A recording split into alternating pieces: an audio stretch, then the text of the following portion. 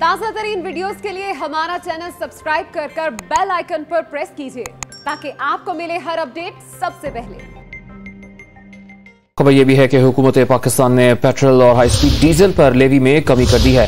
बात करेंगे don news के नुमाइंदे ताहिर शेरानी से। ताहिर बताएगा पेट्रोलियम मसनूआत पर लेवी में कमी की वजह क्या सामने आई, और साथ साथ ये भी बताएगा अब तो मौजूदा हुकूमत ने ऐलान कर दिया है कि 31 मई तक ये मौजूदा कीमतें बरकरार रहेंगी, लेकिन इस लेवी की कमी से क्या कीमतें कम होंगी पेट्रोलियम मसनूआत की? देखें, ओगरा की जानिब से गुज़श्ता रोज पेट्रोल और हाई स्पीड डीजल 3 रुपए 35 पैसे फी लीटर तक महंगी करने की तजवीज दी गई थी, लेकिन वज़ीर आज़म ने ओगरा की तजवीज मुस्तरद कर दी थी और जो मौजूदा कीमतें थी वो बरकरार रखी गई थी। तो इसलिए हुकूमत को ये एडजस्टमेंट करनी पड़ी और जो पेट्रोल और हाई स्पीड डीजल पर लेवी थी उसमें कमी करनी पड़ी।